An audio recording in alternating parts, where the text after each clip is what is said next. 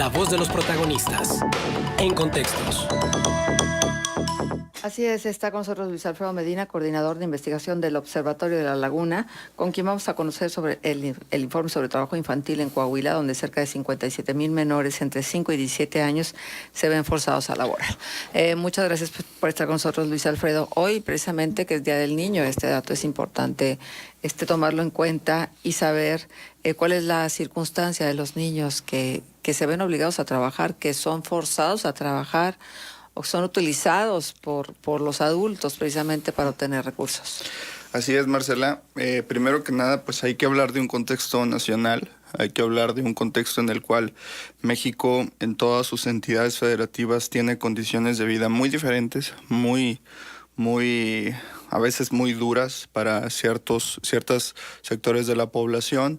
Y pues en este contexto nacional hay que hablar de que en México más de 29 millones de niños están en edad entre 5 y 17 años, ¿no? Y de estos 29 millones de niños, 3.2 millones pues están prácticamente en condiciones de trabajo infantil. Pero antes quisiera pues platicarle un poquito al auditorio ¿qué es lo que se considera trabajo infantil? De acuerdo a los módulos de trabajo infantil que nos reporta INEGI, estos datos son totalmente actualizados. Y pues cuando un niño se encuentra realizando quehaceres en el hogar, sustituyendo al padre de familia en condiciones de alta peligrosidad, pues se considera como trabajo infantil, ¿no? Es decir, cuando el niño lava los trastes, cuando el niño colabora en las tareas de la casa y hay un adulto supervisándolo, pues no se considera como trabajo infantil, ya que es una tarea que pues prácticamente todos realizamos en esta edad, ¿no? Pero cuando es el niño quien sustituye pues prácticamente estas labores donde ante no está la necesidad, papá ni mamá sí, porque presentes. tienen que estar trabajando, tienen que estar en la fábrica, tienen que estar en el campo, en alguna oficina, pues el niño se hace cargo de los hermanos con los riesgos que esto implica, ¿no? Cuando los niños están trabajando y no tienen la edad legal para trabajar, recordemos que la Ley Federal del Trabajo nos marca que a partir de los 14 años tú ya tienes una condición legal para realizar un trabajo.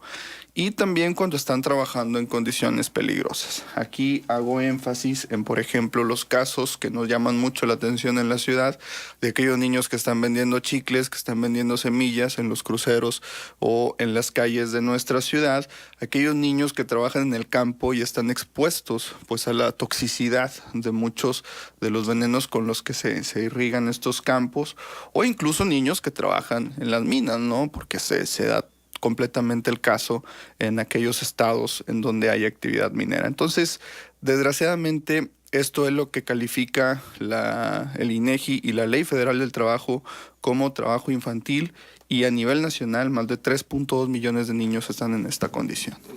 Pues es importantísimo. Ahora, ¿se concentran en algunos estados o por zonas en el país? ¿Hay más niños trabajando en el sur, en el centro, en el norte?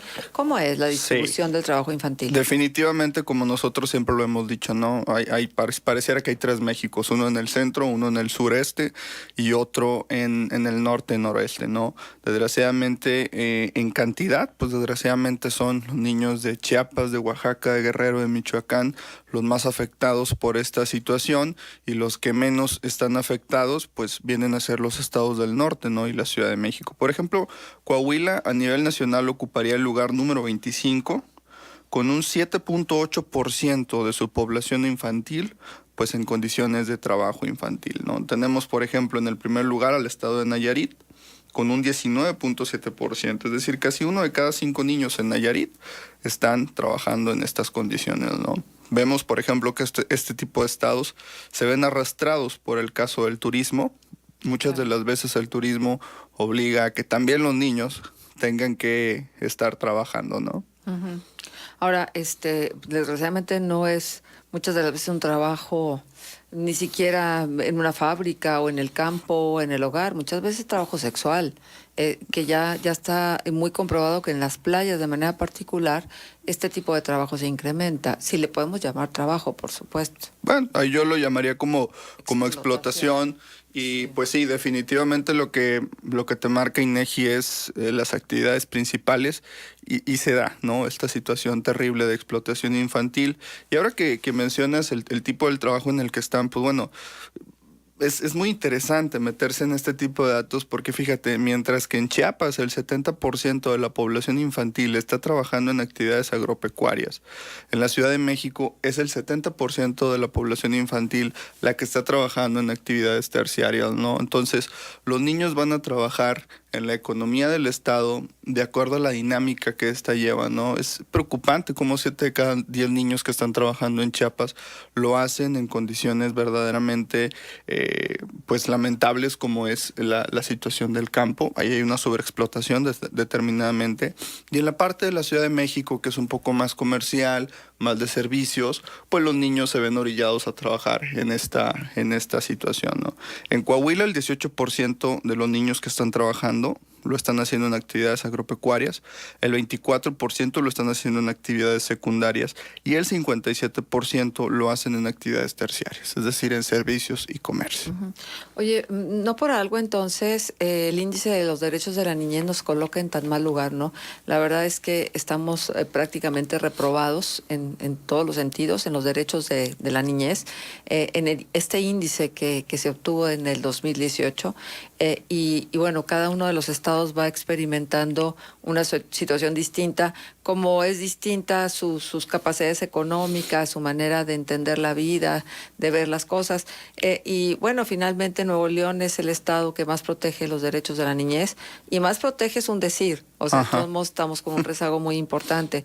Y en el cuarto lugar figura Coahuila. Desgraciadamente, Durango está más o menos en la tabla media.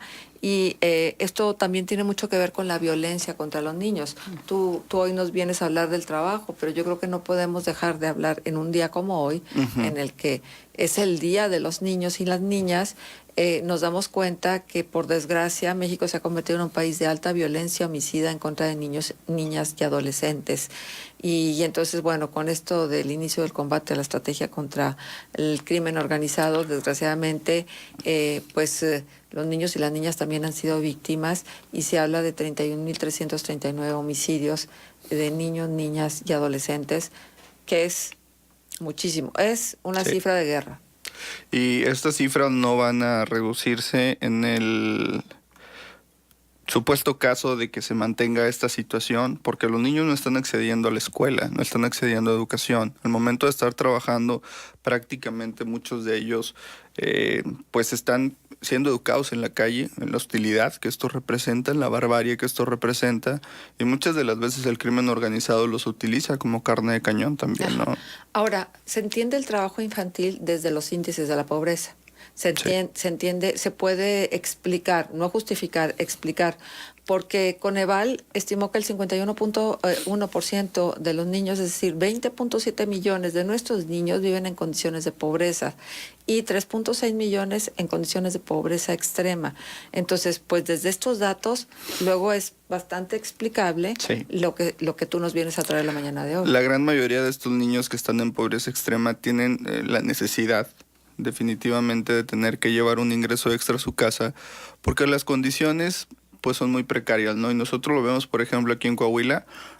Ustedes daban estos datos. En Coahuila hay 730.547 niños y adolescentes que tienen entre 5 y 17 años y casi 57.000 se tienen que ver orillados a trabajar. La gran mayoría de estos viven en zonas rurales o en la periferia de las ciudades pues más grandes del estado, ¿no?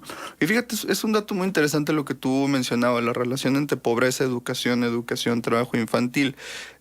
La gran mayoría de los niños que están trabajando pues tienen el género masculino, el 58% son niños y el 42% son niñas. Pero eso no quiere decir que no trabajen, porque si trabajo es como tú lo manifestaste dentro de casa, que el niño realice labores propias de un adulto sin la supervisión del adulto, yo creo que nos estamos quedando cortas, porque cuántas mujercitas, cuántas niñas se quedan en casa porque mamá se fue y eso no se contabiliza. Así es. Pues mira, definitivamente de esta población, que son 57.000 niños que se consideran como trabajo infantil, el 45% hacen esta actividad, que son quehaceres en el hogar de manera peligrosa. El 36.2% trabajan en condiciones peligrosas y el 18.7% no tienen edad legal para trabajar. Es decir, que una quinta parte de estos 57,000 no llega ni siquiera a los 14 años. Ya. Y ya tienen que estar pues proveyendo de un ingreso ante las carencias que se tienen. Casi la mitad de los niños que hay en Coahuila, afortunadamente, digo, es la categoría que menos golpea, están dentro del hogar, ¿no? Pero esto no los Exime. excluye o exime de una situación peligrosa que les pueda suceder en la casa, ¿no? Lo hemos visto, cuántos incendios hay. Pero para que se reviertan estas estadísticas que tienen que ver con el trabajo infantil, necesariamente se tiene que revertir el tema de la pobreza. Definitivamente. ¿Por qué los niños salen a trabajar? Pues porque con el ingreso de los papás no les alcanza. Ujú. Ustedes mismos también han proporcionado algunos datos en lo que tiene que ver con la deserción escolar. Sí. Está vinculada precisamente a esto, a la necesidad que tienen luego de trabajar. Fíjate que aquí hay un dato que nosotros haremos que consideramos muy importante, y es que 4 de cada 10 niños que están trabajando no asistan a la escuela. Entonces, sí, esta cifra es preocupante. 4 de cada 10 niños de estos 57,000 no están yendo a la escuela. ¿Qué futuro les espera? Pero los 6 que restan están yendo a la escuela en condiciones que realmente son preocupantes, porque ¿qué niño puede trabajar y estudiar al mismo tiempo? ¿Con qué cabeza te vas a concentrar? Un adulto. Hemos visto imágenes en redes sociales que te desgarran definitivamente el corazón cuando está el niño haciendo la tarea y su canasta de churritos ahí vendiendo en una calle. Y dices tú, bueno, es que esas son ganas de trabajar. Pues sí, son ganas de trabajar, pero que realmente no encajan con un país que se considera la 14ª economía mundial. No encajan con un país que presume ser desarrollado, no encajan con un gobierno que gasta al año alrededor de 6,000 millones de pesos, ¿no? Entonces esto es preocupante por el tema presupuestario, es preocupante por el tema educativo, y es definitivamente uno de los factores que más va a incidir en la pobreza futura. Claro. Y luego también tendríamos que hablar sobre la mortalidad infantil, que sigue estando presente y que está vinculada a la desnutrición de la madre en el momento de tener a los hijos.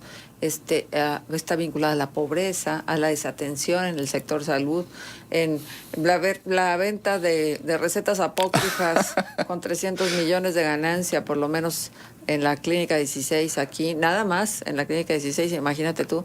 Entonces, digo, vergüenza nos debería de dar, ¿no? Porque desgraciadamente la tasa de mortalidad infantil en el periodo de 2010 y 2016, que es de donde se obtienen los datos, fue de 12 defunciones antes de cumplir el primer año de vida por cada 1,000 niños y niñas nacidos vivos. Y tal vez para ponerlo en contexto, habría que decir que en Alemania, donde en 6 meses, en 3 años, ¿o cuánto tiempo vamos a estar igual que los países nórdicos en materia de salud? En 3 años, ¿verdad? Sí, dijo. En Alemania, en el mismo año, fue de 3 casos por cada 1,000. No, yo creo que son muchos factores, el tema educativo, el tema de salud y el tema de la alimentación, que son los principales que inciden en la pobreza. Tienen que tener soluciones radicales. El tema de las becas por la parte de educación muchas de las veces también va inmiscuido en la cuestión de la corrupción. Dinero que se manda a madres de familia y que no llega. Lo estamos viendo en las clínicas, lo estamos viendo en los hospitales. ¿Cuántas madres de familia que son adolescentes, que ni siquiera pasan de los 22, 23 años, no, que son madres de familia adolescentes que llegan y no hay una cama para poderlas atender? Y si no hay una cama para poderlas atender, no va a haber tampoco recursos para darle medicamentos o para darle vitaminas al niño durante su primer año de vida, y esto pues lógicamente complica todavía más las cosas en las condiciones de pobreza. Así es. Bien, pues esto es en lo que tendríamos que fijarnos, además de los dulces, las piñatas y los pasteles, que a lo mejor es una vez al año. Estas estadísticas se quedan todo el año, y entonces ahí la mejor manera de festejar al niño todos los días, a los niños y a las niñas, es dándoles oportunidades y dándoles salud y dándoles alimentación y dándoles esta libertad que deberían de tener los niños de disfrutar su niñez y no necesariamente trabajar. Y sobre todo enseñarles a valorar eso que tienen, ¿no? Porque es algo que también, conforme va pasando el tiempo, las nuevas generaciones van perdiendo, ¿no? Ese sentido de valorar esto que los padres están haciendo por ellos. Yo me he fijado mucho que también muchas de las veces los niños en la actualidad ya se van más por la cuestión tecnológica, se van más por la cuestión de las competencias.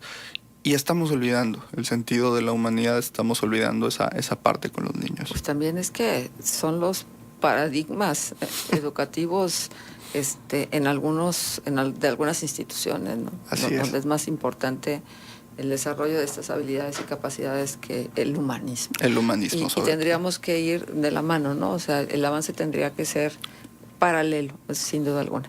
¿Dónde se puede consultar esto que nos has traído, Luis Alfredo? A partir de hoy en la plataforma de nuestras redes sociales, Observatorio de la Laguna en Facebook y Observatorio de LAG en Twitter. Ahí pueden encontrar toda esta información. Muy bien, pues muchísimas gracias por tu presencia. Gracias a ustedes por la invitación.